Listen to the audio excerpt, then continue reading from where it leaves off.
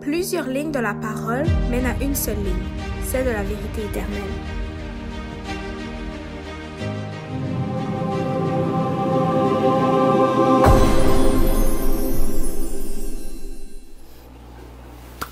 Donc, bonjour à tous.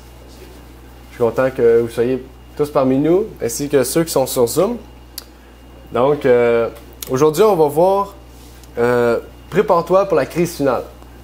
J'aurais pu dire préparez-vous, mais j'ai dit prépare-toi, parce que c'est un message personnel. Prépare-toi. Toi, moi, tout le monde. On doit tous se préparer pour la crise finale.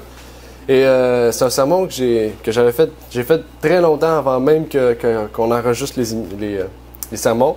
Puis je l'ai adapté aujourd'hui pour ceux qui allaient se faire baptiser, justement, pour qu'on puisse vraiment les préparer à entrer dans l'eau du baptême.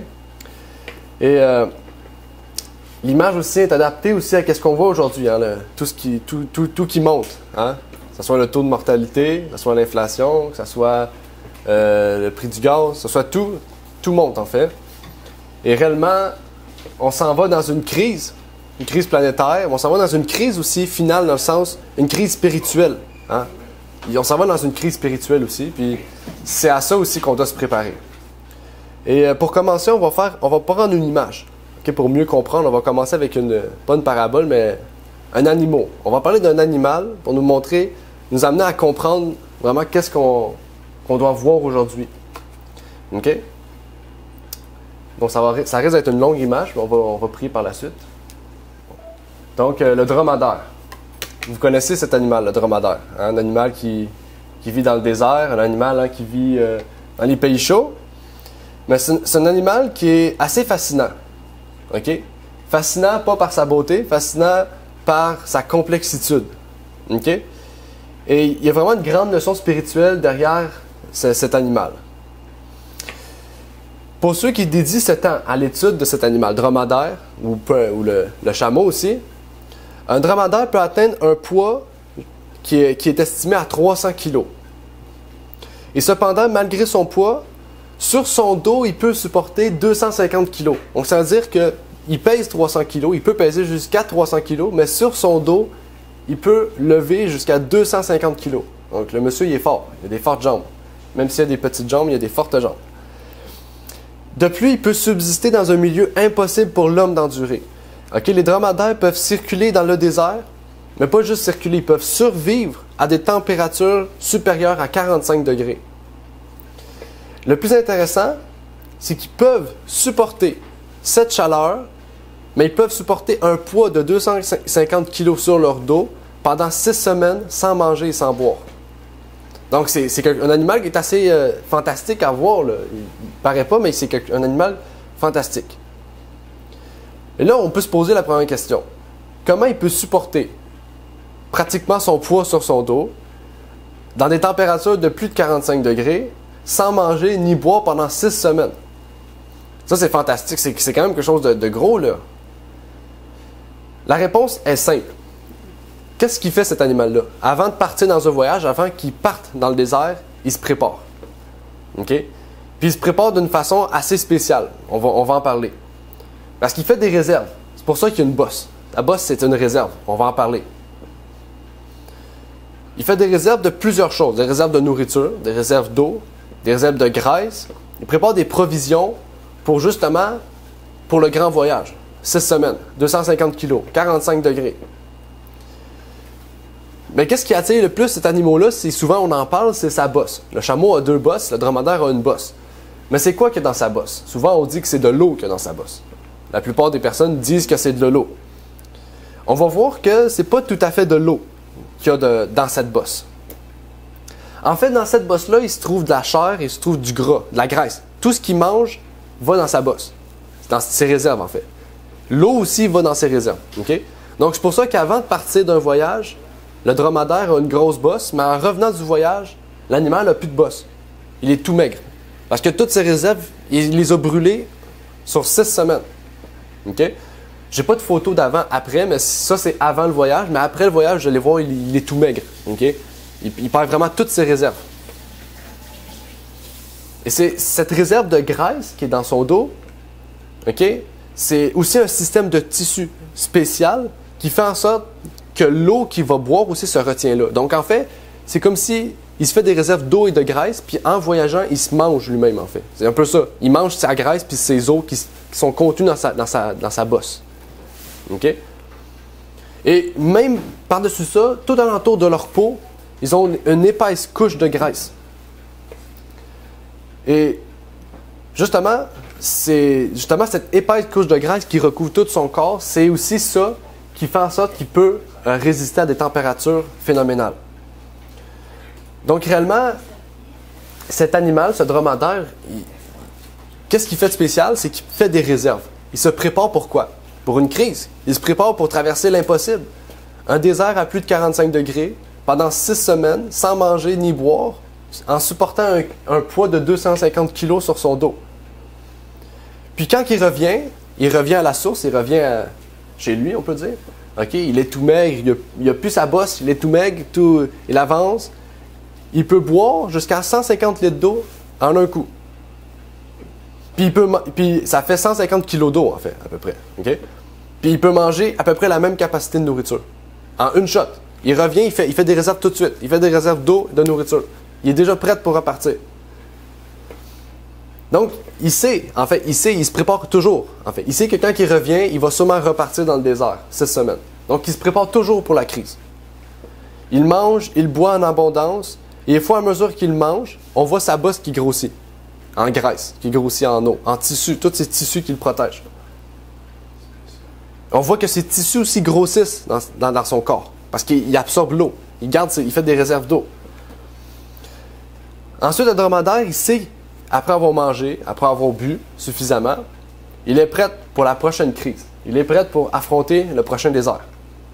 Prêt à faire face à la faim, à la soif, à la fatigue, mais il sait qu'il a fait assez de réserves pour passer au travers de ces 6 semaines-là. Mais c'est ça qui est intéressant, c'est que même le chameau, on peut parler du chameau qui a 2 bosses. Le chameau, lui, qu'est-ce qui est encore plus spectaculaire, c'est qu'il est plus gros. Pourquoi? Parce qu'il fait des réserves pour lui-même, mais il fait des réserves aussi pour d'autres personnes. S'il y a un enfant, s'il y a plusieurs autres personnes alentour de lui, il fait des réserves. Donc, le chameau, c'est pour ça qu'il y a 2 bosses, parce qu'il y a des doubles réserves. Donc, le dromadaire, il est déjà spectaculaire, mais le chameau, il est encore plus spectaculaire parce qu'il fait des doubles réserves. Je ne pense pas qu'il prend 300 litres d'eau, je ne sais pas, mais en tout cas, il prend beaucoup plus que qu'est-ce que le dromadaire peut prendre. On va continuer avec d'autres détails importants sur ce dromadaire-là pour bien comprendre l'image vraiment qu'on va parler aujourd'hui. Ce dromadaire, dans son corps, a une couche de graisse très grosse qui fait que la chaleur ne peut pas pénétrer jusqu'aux organes. OK? Tout alentour de sa peau, il y a une couche de graisse qui fait en sorte que ses organes sont toujours au frais. Donc, il ne peut pas mourir de chaleur. Puis aussi, il ne peut pas perdre d'eau à cause de la transpiration. Il ne transpire pas. Le dromadaire ne transpire pas. Et même selon les scientifiques, le dromadaire, il ne transpire jamais de toute sa vie. Nous, on a l'habitude de transpirer. Pourquoi? Parce que notre température interne est inférieure à la température extérieure. Donc, notre corps, il rejette cette chaleur par l'eau. Donc, on peut garder notre température stable parce qu'on transpire, justement. Quand la température extérieure augmente, quand dehors, il commence à faire 45, 50, 55 dans les déserts, celle du chameau augmente aussi. Donc, la température du chameau s'adapte à la température extérieure. Si la température extérieure baisse, celle du dromadaire abaisse. Si elle monte, celle du dromadaire, elle monte. On parle de la température corporelle. Hein. Et nous aussi, on a l'habitude, peut-être vous avez sûrement déjà fait ça, devant un miroir, quand vous lancez votre chaleur, on voit que le miroir, il fait une buée. Hein? Il fait ça. Mais le dromadaire, il ne fait pas ça. Le dromadaire, quand il respire, il ne fait pas de chaleur. Parce qu'il retient l'eau de son corps. Il ne rejette rien. Il garde tout à l'intérieur de lui. Non seulement cela, mais aussi, on voit que son nez, là son nez on ne le voit pas trop, mais son nez il est long. Il a un long nez le dromadaire. Il a un long nez. Puis quand on touche son nez c'est comme une éponge. Là, on peut se poser la question, pourquoi son nez est comme une éponge? On voit il est doux, il est spécial, il est spongieux. Est-ce que vous pensez que son nez il a été mis là par hasard? Ils ont dit, il est déjà assez spécial, on va lui mettre un long nez. Non, Dieu a fait en sorte que son nez ait quelque chose de spécial. Son nez a un but très spécial. Il est spongieux, il est doux, mais il n'est pas seulement spécial, spongieux et doux. En plus, en fait, des couches de graisse qui l'empêchent de transpirer et perdre ainsi de l'eau. Son nez, lui, retient l'eau grâce à une grande quantité de canaux. Donc, ça veut dire que quand l'eau veut partir par le nez, à cause que son nez est spongieux, les tissus absorbent l'eau. Donc, vraiment, l'eau se perd d'aucune façon dans son corps. Notre superficie de nez, le nez, généralement, chez l'humain, est de 5,5 cm. Le nez du dromadaire est de 393 cm. Ils sont faits de telle manière que lorsqu'ils expirent, l'humidité ne peut même pas arriver à la sortie, que le dromadaire l'a déjà capté pour le retenir dans son corps. Donc c'est pour ça qu'il y a un long nez en fait. Et même lorsqu'il inspire, s'il y a un peu d'humidité dans l'air, les narines la retiennent. C'est-à-dire qu'il n'y a rien qui sort, mais qu'il n'y a rien qui rentre par son nez. Okay? Il n'y a rien qui peut entrer dans ses organes pour changer la température de son corps pour lui permettre de mourir en fait. Il n'y a rien qui fait ça. Tout est calculé précisément. Mais c'est ça qui est intéressant, c'est que pendant la crise, il a fait des réserves. Avant la crise, il a fait des réserves pour survivre, mais pendant la crise, il retient tout ce qu'il a. Il ne perd rien. Il n'y a aucune nourriture qui se perd par la transpiration. Il n'y a aucune nourriture qui se perd ou d'eau qui se perd par son nez ou par sa bouche. Tout se garde à l'intérieur de lui. Ça, c'est le deuxième aspect qui est fascinant chez le dromadaire qu'on doit garder en compte. Parce que vraiment, quand il part dans la crise, il s'est préparé, mais pendant la crise, il perd aucune chose qu'il a préparée. Et vraiment, avant d'aller plus loin, avant de faire le parallèle avec la crise qu'on doit affronter présentement, j'aimerais pouvoir prier avec vous. Et après, par la suite, on pourra continuer d'avancer dans cette étude. Notre Père qui est aux cieux, j'aimerais te remercier, Seigneur, pour ce moment que tu nous permets d'avoir, de pouvoir te prier, te louer, te remercier pour tout ce que tu as pu faire au cours de cette semaine pour nous dans notre vie. Puisses-tu nous bénir en cette journée, nous permettre de comprendre vraiment ce parallèle que tu nous montres par ce dromadaire, Seigneur, et cette crise finale. Que tu puisses vraiment nous toucher notre cœur et nous permettre, Seigneur, de voir l'image que tu veux nous montrer derrière cela. C'est ma prière au nom de ton Fils Jésus-Christ. Amen. Et vraiment, le parallèle, on le voit. Ce désert, ce dromadaire fait face à un désert. Et nous, c'est un peu la même manière. Lui, pour le dromadaire, le désert, c'est la crise. Le désert, c'est l'étape qu'il doit passer, l'épreuve qu'il doit passer. Et nous, en tant qu'humains, notre épreuve, c'est la crise qui s'en vient. La Bible nous parle d'une crise finale. La Bible nous parle de quelque chose de grand qui va se passer dans ce monde, qu'on voit en ce moment, et qui va nous emmener vers le retour de Jésus. La Bible nous parle par exemple d'un temps d'angoisse de Jacob, auquel chacun d'entre nous aura à traverser. Un temps terrible où on n'aura pas les avantages qu'on jouit en ce moment. En ce moment, on a l'avantage d'avoir notre Bible, d'avoir Internet, de pouvoir étudier, comprendre, partager le message. Mais dans le temps de trouble de Jacob, on n'aura plus ces choses-là. Il va falloir faire quoi? Faire des réserves. Des réserves spirituelles pour affronter, justement, le mal. Aujourd'hui, on vit dans une époque de prospérité, une époque qui est, on pourrait dire, relativement facile dans le sens spirituellement. C'est simple de pouvoir obtenir une Bible, des livres, des ouvrages, de pouvoir étudier. Spirituellement, c'est assez facile de pouvoir obtenir toutes ces choses. Mais, justement, il faut faire comme le dromadaire. Faire des réserves. Peut-être pas d'eau ou de nourriture, mais faire des réserves spirituelles pour se préparer à l'inévitable. Et c'est ça qui fait, en fait, le dromadaire. Le dromadaire, dans les deux cas, quand il part et quand il arrive, il se jette sur l'oasis. Il se jette surtout pour faire des réserves tout de suite. En fait, c'est ça qu'on doit se préparer. On doit se préparer à l'inévitable. Maintenant, on peut se préparer. Il y a un grand danger, en fait, qu'en ce moment, dans un temps de prospérité, dans lequel nous vivons aujourd'hui, on est poussé à avoir confiance en ce que nous possédons. Qu'on nous conduise, en fait, à dire « Bon, ben, je vais passer moins de temps dans la Bible, moins de temps dans la nourriture, moins de temps dans la parole de Dieu, puis de se concentrer plus sur qu'est-ce qu'on a présentement. Que ce soit notre maison, notre voiture, notre travail. Et en faisant cela, en fait, on fait tout le contraire du dromadaire, qui se prépare, lui, pour l'inévitable, toujours. À chaque fois qu'il quitte le désert, il voit de l'eau, de la nourriture, il se jette sur ça, il mange, il boit 150 litres d'eau, puis après, il repart. Il est toujours prêt pour l'inévitable. Et Dieu nous invite aujourd'hui à toujours être prêt pour l'inévitable. On va voir, en fait, le parallèle de cette nourriture que le dromadaire prend. On va voir les aliments que nous devons aussi prendre en temps de prospérité. Et si nous ne les prenons pas maintenant, en fait, quand la crise va venir, il va être trop tard, en fait.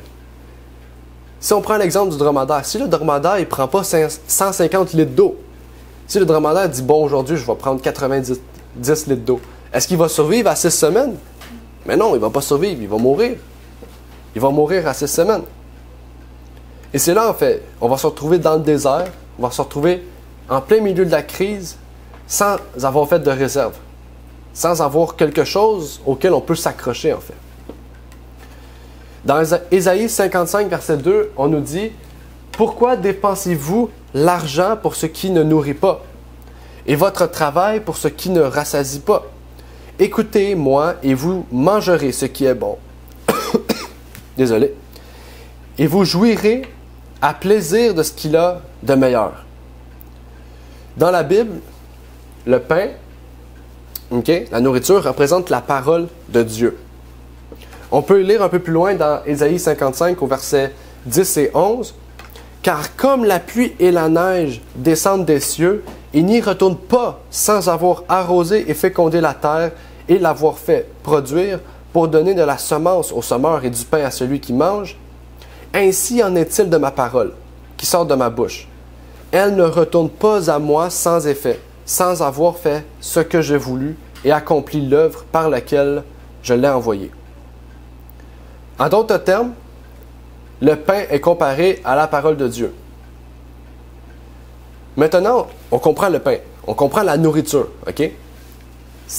Le dromadaire se nourrit et boit.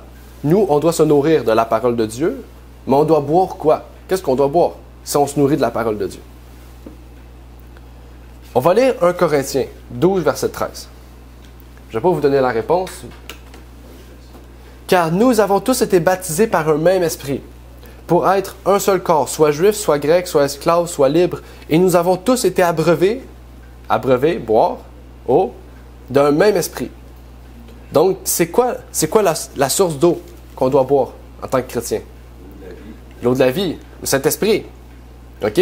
La nourriture, la parole de Dieu, associée au Saint-Esprit, c'est la solution pour affronter la crise. Peu importe la crise, en fait. C'est la solution. Il y en a certains qui vont dire, OK, mais oui, mais si je n'ai pas d'argent, je ne pourrais pas affronter la crise qui s'en vient. Oui, bien sûr, mais si tu as la parole, le Saint-Esprit, Dieu va te guider vers ce qu'il faut pour ta subsistance matérielle. En fait, les temps dans lesquels nous vivons, nous devons le faire face de la même manière que ce dromadaire. Nous devons creuser, étudier, retenir, mettre en réserve, mettre en pratique, partager, en fait, la parole de Dieu, parce que la crise arrive bientôt. On ne pourra pas faire de réserve. En cette période d'abondance dans laquelle nous vivons maintenant, nous devons boire de cet esprit. Nous devons le recevoir dans notre vie. Nous devons l'espérer, le désirer plus que toute autre chose dans notre monde. Parce que le temps vient rapidement et Dieu dit quoi dans sa Bible? Dieu dit qu'il retire son esprit de ce monde. De plus en plus, il va le retirer. C'est pour ça qu'il y a de plus en plus de guerres. Parce qu'il retire son esprit. Puis à un moment donné, dans Apocalypse 7, il dit qu'il va retirer les anges qui retiennent les 4 vents. Quand il va retirer ces anges-là, on sait que c'est fini. C'est la fin. Et à ce moment-là, il sera trop tard pour manger la parole de Dieu. Il sera trop tard pour boire de cette eau de vie. Et là, la question qu'on doit affronter, c'est est-ce qu'on est prêt à affronter ces choses individuellement? Est-ce qu'on se prépare pour cette crise finale? Est-ce qu'on étudie la parole de Dieu? Est-ce qu'on fait des réserves de cette parole? Afin que lorsque la crise sera sur nous, et que nous ne pourrons plus en fait nous alimenter, nous puissions survivre. Il va arriver un temps où on n'aura plus accès à des Bibles. Il va falloir se rappeler par mémoire, il va falloir se savoir ce en quoi on croit, sans avoir besoin d'une Bible. Et pour ceux aujourd'hui qui vont recevoir le baptême, donc Éric et Claude, frère Claude qui est avec nous sur Zoom, donc vraiment c'est quelque chose d'important qu'on doit prendre en compte.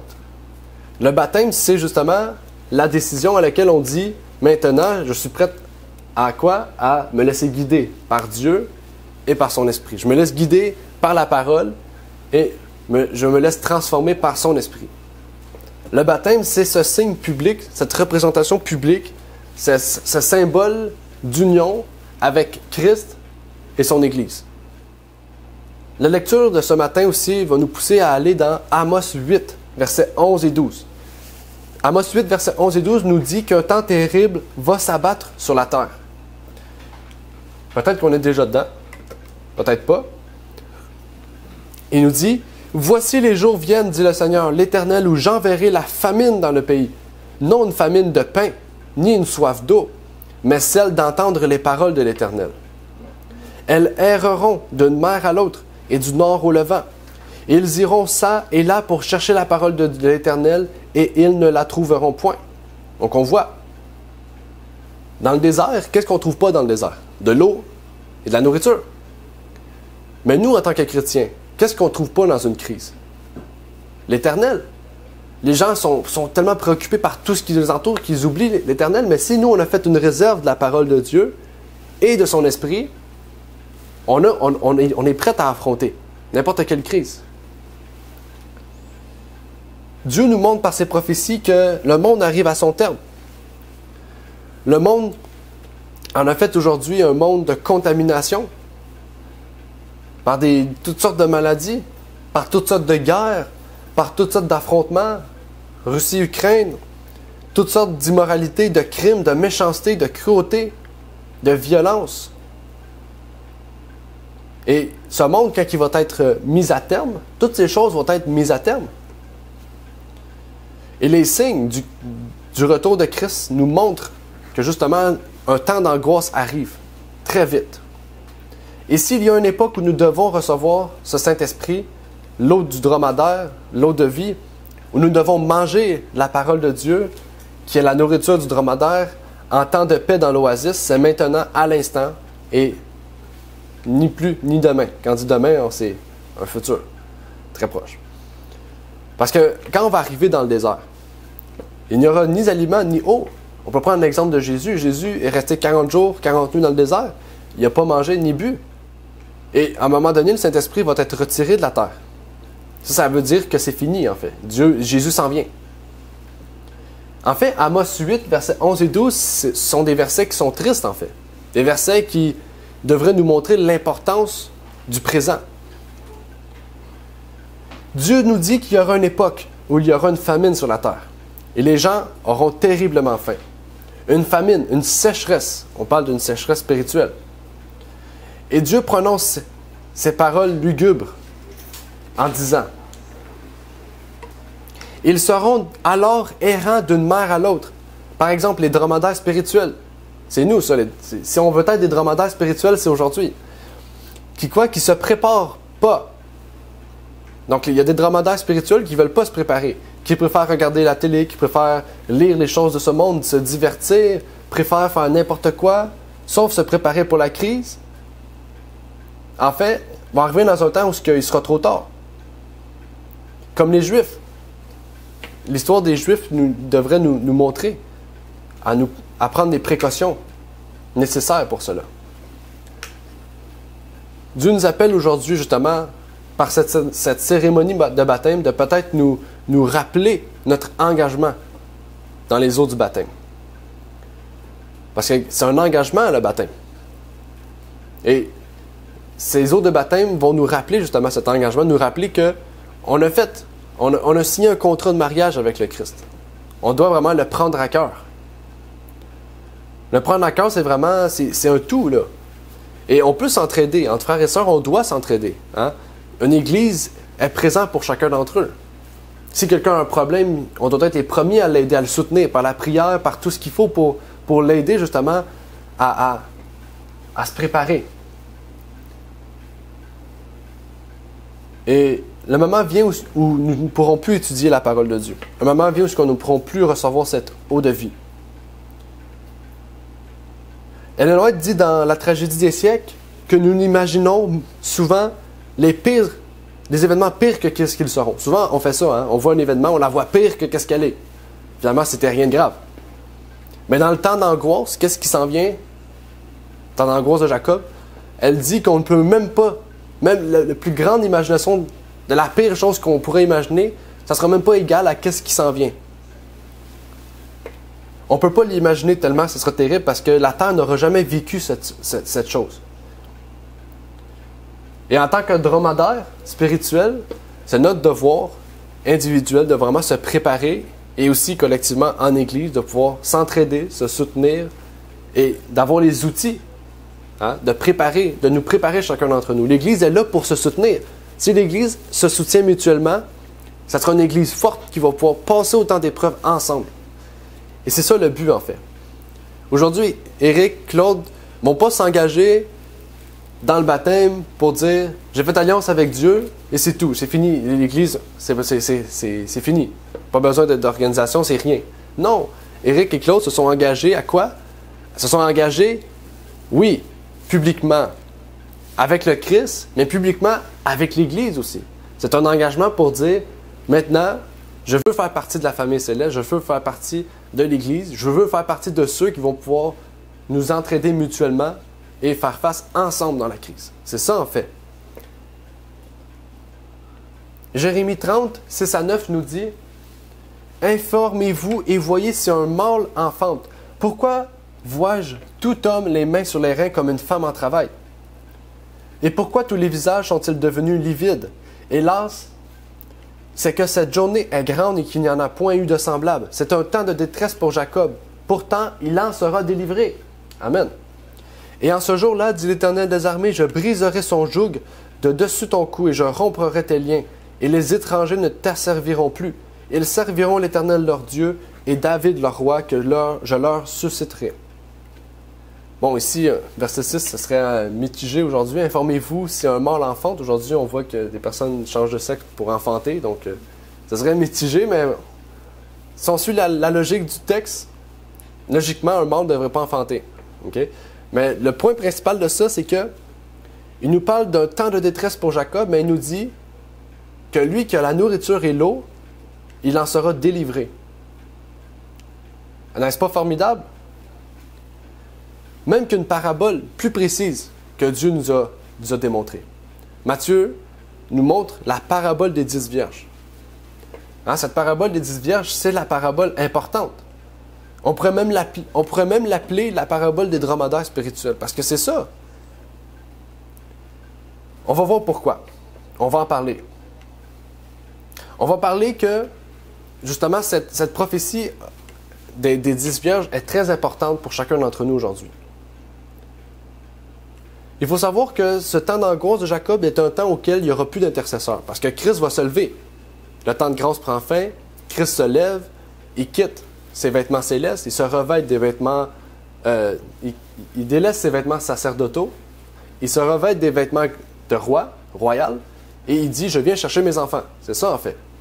Donc il vient chercher ses enfants, puis pendant ce temps-là, il n'y a plus d'intercesseur, parce que Christ s'en vient, il ne peut pas faire... Certains diraient, oui, c'est Dieu, il peut faire 8 choses en même temps, mais non, il vient physiquement nous chercher, donc il ne peut pas être en train d'intercéder pour nous puis venir nous chercher. Il vient nous chercher. Donc à ce moment-là, c'est fini. Le temps de grâce est terminé. Nous, ceux qui sont des dromadaires spirituels, doivent passer au travers de ce temps sans intercesseur. Mais ceux qui vont passer au travers de ce temps, c'est ceux qui auront mangé et bu, qui vont traverser ce désert. Je ne vous dis pas qu'on va passer 30 ans là, dans le désert, dans ce temps d'angoisse. Non. Dieu connaît la limite de l'homme. Mais nous allons passer, pour ceux et celles qui le veulent bien, passer au travers de ce temps. Et on ne peut pas imaginer ce temps comment il est. Donc je ne peux pas vous dire, si vous me posez la question, ouais, ben, comment on fait pour faire face à une crise qu'on ne connaît pas? Ben, Dieu nous a donné la Bible pour savoir comment nous préparer. Et si on nous prépare de la façon qu'il faut, Dieu va nous aider pour le reste. Même que Matthieu 24, il nous dit quoi? Que des parents se lèveront contre leurs enfants pour les tuer. Ça va arriver bientôt. Ça va arriver. Il y a un temps que ça va arriver, ça. Je vous prie aussi de lire le chapitre dans la tragédie des siècles. Il y a un chapitre qui s'appelle « Le temps de détresse ». Lisez ce chapitre-là. Vraiment, c'est lié à ce qu'on parle aujourd'hui.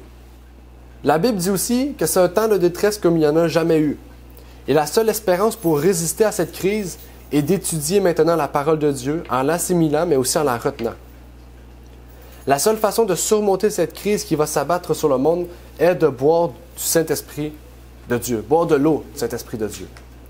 Chaque jour, en priant, en appelant nos frères, en priant avec eux, en lisant, en étudiant, pour que l'Esprit de Dieu puisse être en nous, nous purifier, nous exhorter.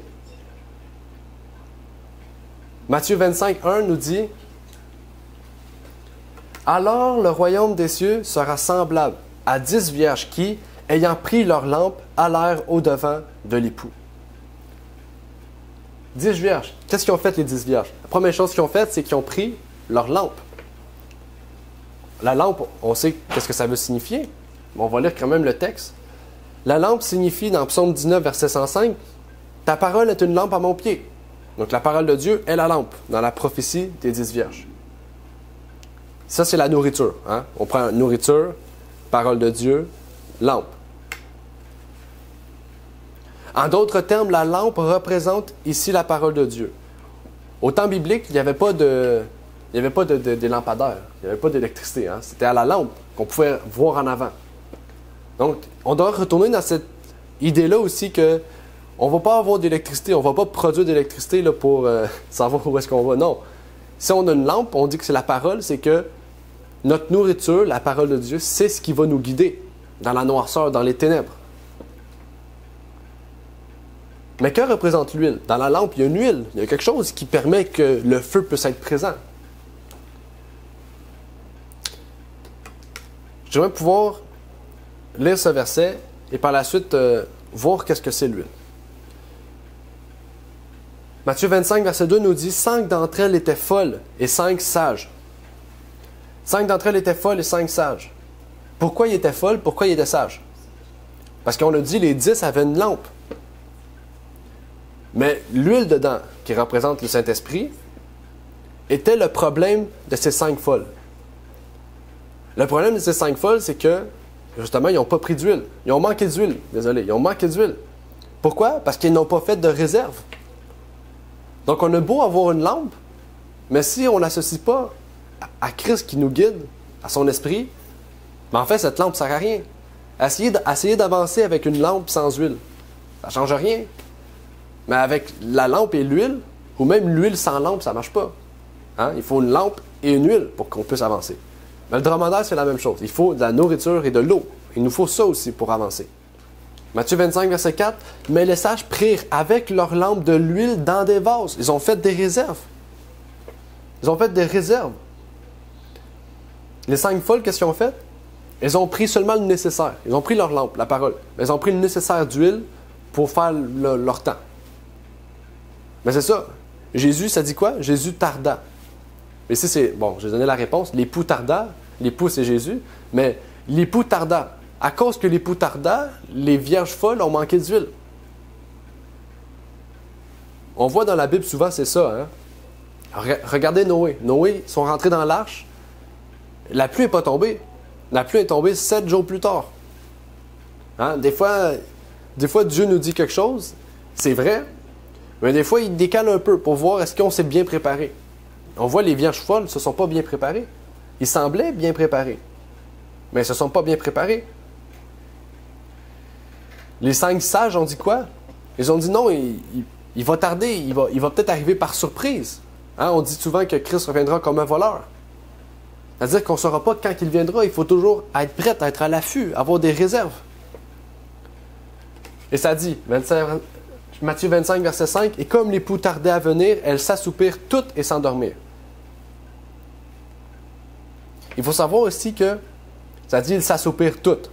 Donc les 10, les 5, C'est à nous d'étudier, c'est pas le sujet du jour, mais on voit ici, le plus important, c'est qu'ils se sont endormis. Et c'est ça que Dieu nous dit. Il nous dit, restez éveillés. Hein? Ne soyez pas dans les ténèbres, restez éveillés. Parce que des fois, on va s'attendre, là, on voit les événements qui se découlent, on dit Jésus va revenir bientôt. Puis il va tarder peut-être de quelques temps. Il faut rester à l'affût, pareil. Certaines se sont donc endormies avec des réserves. Donc, on voit encore que malgré qu'on ait toutes ces choses-là, la lampe et l'huile, il y en a certaines qui vont s'endormir. Qui vont avoir toutes ces choses, mais qui ne vont pas rester éveillées. Parce qu'il faut savoir, quand Jésus passe, si on est endormi, si l'époux passe, comme on a vu, l'époux passe, si on est endormi, on va se réveiller, on est surpris, on ne sera pas prête. On le voit. Au milieu de la nuit, on cria, voici l'époux, elle est à sa rencontre. Alors toutes ces vierges se réveillèrent et préparèrent leurs lampes. La crise arriva. L'époux arrive, préparons-nous pour le recevoir. Parce qu'une crise, c'est quelque chose d'inattendu. Une crise, c'est quelque chose qu'on ne peut pas s'attendre. À quoi s'attendre, justement? Et Matthieu 25, verset 7 nous dit, « Alors toutes les vierges se levèrent et préparèrent leurs lampes. » Maintenant, on va écouter, on va bien comprendre.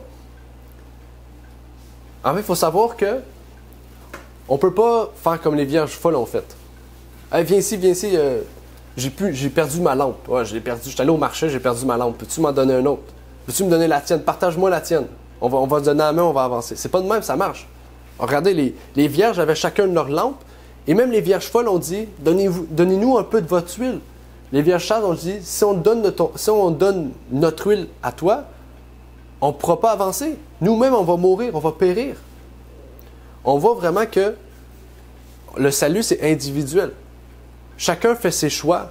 Okay? Ça ne veut pas dire que quelqu'un on voit qu'il commence à aller dans la mauvaise voie, qu'on ne peut pas aller l'aider. Non, on doit s'entraider. Mais si cette personne-là est entêtée, continue de marcher dans cette voie, on ne peut pas le forcer. On ne peut pas dire, bon, je vais partager ma lampe. On ne peut pas faire ça, en fait. Notre préparation céleste est personnelle. Matthieu 25, 7 à 9 nous dit, on va lire verset 8, puisqu'on a lu le 7. « Et les folles dirent aux sages, donnez-nous de votre huile, car nos lampes s'éteignent. Mais les sages répondirent, nous craignons qu'il n'y en ait pas assez pour nous et pour vous. Allez plutôt vers ceux qui en vendent et en achetez pour vous. » Et c'est ça, cette partie de passage-là, c'est qu'est-ce qui s'applique à Amos 8, versets 11 et 12. Qu'est-ce qu'ils ont fait, ces personnes-là? Ils ne se sont pas bien préparés. Qu'est-ce qu'ils ont fait? Là, ils ont commencé, ils ont cherché l'Éternel. Où est-ce qu'on peut trouver le Seigneur? C'est ça qu'ils ont fait. Ils ont manqué d'huile. Ils ont essayé de chercher où est-ce qu'on peut aller chercher le Saint-Esprit. Ils ne pouvaient plus le trouver. Il était minuit. Aujourd'hui, on comprend. Il vous manque, par exemple, et vous voulez préparer le plus beau repas pour quelqu'un. Là, c'est à 10 heures du soir que vous remarquez qu'il vous manque un ingrédient. Est-ce que vous allez au marché? Non, c'est fermé. C'est fermé. Là, vous faites quoi? Ben, vous ne pouvez pas la faire. Vous criez. Vous dites, il manque un ingrédient. Ben, c'est la même chose ici. Ces gens ont manqué d'huile. Donc, ils sont allés vers quoi? Vers les personnes qui vendaient de l'huile. Ils n'ont pas pu en trouver. Donc, qu'est-ce qu'ils ont fait? Ils se sont perdus dans le chemin. Puis en arrivant, la porte était fermée. C'est la même chose avec Amos. Amos nous raconte la même histoire, d'un point de vue différent. On voit que les gens qui errent d'un endroit à un autre, ils vont du nord à l'orient pour chercher la parole de Dieu, chercher le Saint-Esprit qui illumine la parole de Dieu, qui permet de comprendre, voir clair. Ils courent, ils cherchent. Mais la Bible dit qu'ils cherchent et ne trouvent point.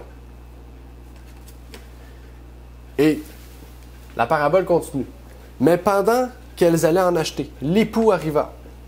Et celles qui étaient prêtes entrèrent avec lui aux noces et la porte fut fermée. La venue de l'époux ne se réfère pas ici, on parle de la seconde venue de Jésus. Et en fait, 2 fois Ellen White et Uriah Smith aussi, les pionniers adventistes, ont fait référence à cette prophétie, à la fermeture de la porte de la grâce. Et plus précisément, ils n'ont pas parlé de la porte de la grâce, ils ont parlé de la fin, du ministère céleste de Christ. En fait, quand l'époux ici vient et qu'il prend les 5 et qu'il rejette les 5, il parle de la fin du jugement. Parce qu'à la fin du jugement, les livres sont fermés. Quand les livres sont fermés, ça veut dire que les justes ont été choisis. C'est-à-dire que ceux qui sont bien préparés, qui étaient prêts, ont déjà été sélectionnés. Et que les autres vont être rejetés. C'est à ça que se réfère ici la fermeture de la porte de l'époux. Elle se réfère à la fin du jugement investigatif au ciel. Donc à la fin de la porte de la grâce, bien sûr. Mais à ce moment-là, elle ouvre la porte au temps terrible d'angoisse. Elles ouvrent la porte au désert. Elles ouvrent la porte à quoi? À la crise du dromadaire. Et c'est là qu'on se rappelle que les gens qui ont fait des réserves vont pouvoir passer au travers de cette crise. Est-ce que ça sera facile? Peut-être pas. Est-ce que ça sera difficile? Sûrement. Mais on aura fait les réserves pour passer au travers de ce temps. Et c'est ça le plus important. C'est pas de savoir si c'est facile ou non, c'est de savoir est-ce que vous êtes prête pour cela. J'aimerais terminer donc par vous dire d'imiter ce dromadaire, ok? De pouvoir vraiment voir par cette description ses réserves. Il a fait des réserves de la parole, des réserves de l'esprit. Et vraiment, si on se réfère à ce que l'Apocalypse dit, l'Apocalypse dit « Retenez votre couronne pour que personne ne vienne la prendre. » Et c'est la même chose que je vous répète aujourd'hui pour ceux et celles qui ont la couronne de vie. Que personne ne vienne vous la prendre. Comme les vierges folles qui ont dit « Donnez-nous votre lampe. » On ne peut pas dire « Donnez-nous votre couronne. » Non. Si vous avez fait votre travail individuel, vous ne pouvez pas partager cette couronne de vie. Que nous puissions donc vraiment réfléchir à cela, réfléchir à cette histoire du dromadaire et nous préparer réellement à cette crise finale qui vient à grands pas. Et donc, j'aimerais terminer par une prière avant de laisser place au chant final.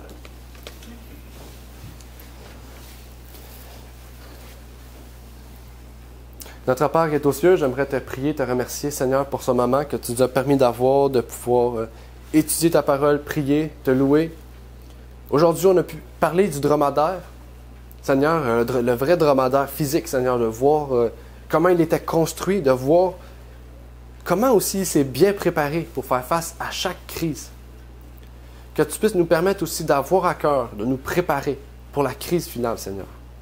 Cette crise finale qui va nous mener non pas à une autre crise ou à une paix durable, mais qui va nous mener au retour de Jésus-Christ, auquel nous pourrons, une fois pour toutes, aller avec lui dans un temps de paix, Seigneur, un 1000 ans avec lui au ciel, auquel notre couronne de vie sera sur notre tête et qu'on pourra vraiment dire, rendre gloire à Dieu, parce qu'il nous a permis d'avoir le pain, mais aussi l'eau de vie, qui nous permet de vaincre toutes choses, Seigneur.